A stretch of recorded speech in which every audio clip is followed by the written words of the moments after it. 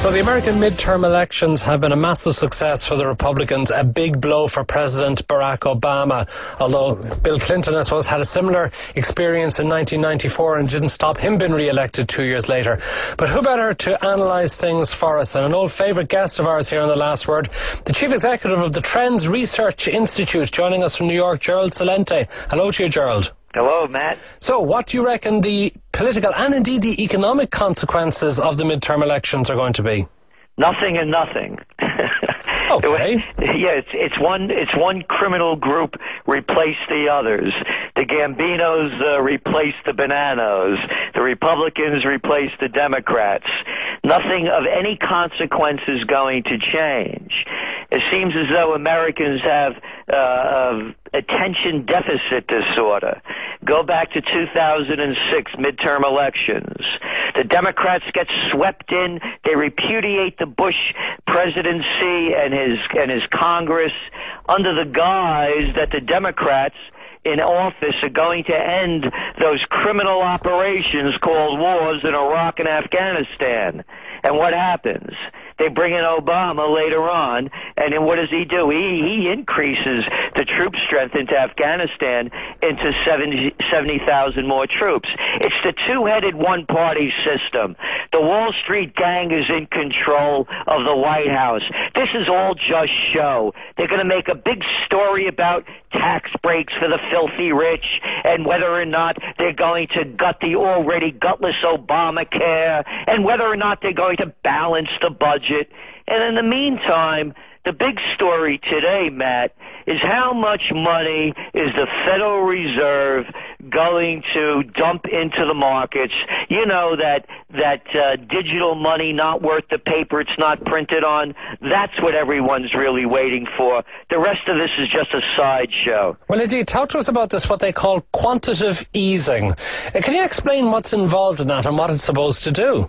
Well, it's white shoe boy language, quantitative easing. All it is dumping more money into the financial system so the big banks could borrow at zero, continue to do their speculation and investments, with a quote, investments is really, just gambling, and charging the people high interest rates in return so they could continue to make profits. The global economy's in collapse. I don't have to tell you folks over there in Ireland, one of the pictures we have in our Trends Journal, the autumn edition, is that cement truck crashing through the gates of the Irish Parliament. They're doing this around the world. The central banks are dumping money into the economies to keep the big boys afloat. They call it austerity measures. It's people getting taxed more, getting less benefits, losing jobs so they could bail out the guys that made bad bets with bonds. It's as simple as that, and they're doing the same thing here. What's the alternative? There's lots of people, Gerald, in this country who would like to say, burn the bondholders. Let's not repay them the money that they lent recklessly to our banks and which our state took responsibility for. Let's restructure the amount of debt that we have to repay, our national debt. But the problem is, we still need to borrow. Will we be able to borrow from somewhere else if we don't repay these guys? Of course they will.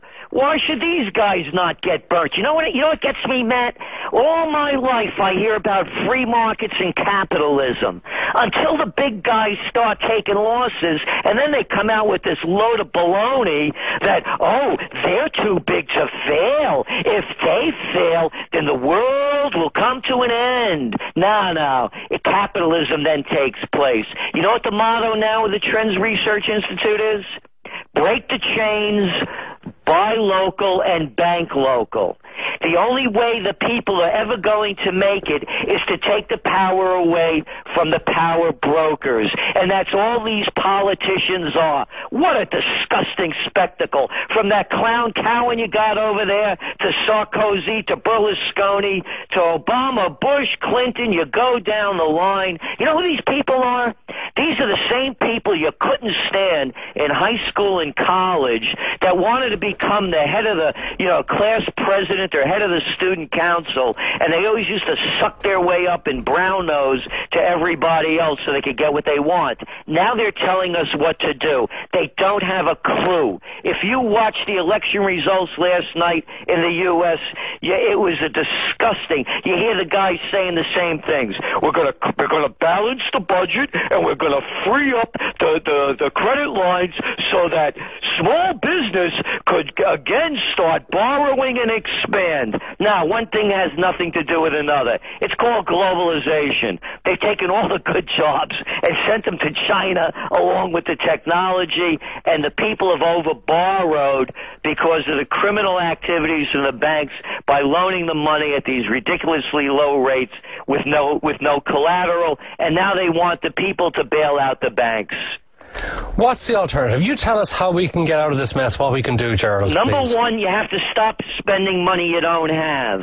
I'm old enough to remember when people didn't buy things on credit. As a matter of fact, I remember in the UK when credit cards first came out, you were a loser if you used your credit card. It meant you didn't have money. Buy only what you could afford and buy local. Build a local economy in every way. Whether it's drinking all Irish booze, buying all Irish food you can, but making Irish shoes, Irish shirts. Every country, every community has to support each other. The whole lie of globalization only helps out the multinationals, and these are the people that when they need austerity measures, that's the one they're really bailing out. And I'm not nostalgic. So what I'm saying is, let's go back to a formula that worked before. The whole World Trade Organization, NAFTA, globalization has crippled the working people. You take a nation of proud people that used to be merchants, they used to be craftspeople, artisans, manufacturers, and now mom and pop businesses, and now what they've turned them into a service sector society. Now they're clerks and cashiers, service sector, servant, serf. When they bemoan the beginning of industrialization, even in their wildest dreams, Blake would have never imagined it to have degenerated into this. One final point, though, Gerald. When we were ourselves alone here in this country, when we had trade barriers against the rest of the world, where we thought we could be self-sufficient, it was a disaster for us. It was entering the European community, expanding our exports beyond Britain into Germany, France, the rest of Europe, into the United States. That's when we prospered. If we didn't have the foreign multinationals in this country now, we'd be completely bereft of jobs, bereft of exports, bereft of income. So would that sort of protectionism not hurt us? Not that. I'm not talking about total protectionism. It's not a level playing field. Go back to the Cold War days when you used to hear about those communist Chinese, those red Chinese. Guess what? It hasn't changed. All the deal is, Matt, is that manufacturers have taken their business over to China. They get the product manufactured there and ship it back and mark it up. In the meantime, they sold the technology because the Chinese aren't stupid. If you're going to manufacture here, we want your technology too. That's why they have the trains that are now the fastest in the world, whether it was Siemens, Hitachi, or everybody else giving it to them. So what I'm saying is, we don't need the multinationals. We don't need Kraft. We don't need General Foods. We don't need any of them. We don't need Nestle. They're cornering the market.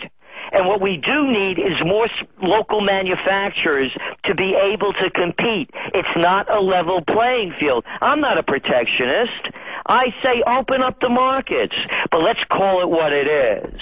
And so for us in the States, I can say with full certitude that before NAFTA, before World Trade Organization, this country was the most egalitarian in the world, and now the gap between rich and the poor is the widest in the United States of any of the industrialized nations. Gerald Celente, as ever, it's been great talking to you. Gerald is the Chief Executive of the Trends Research Institute.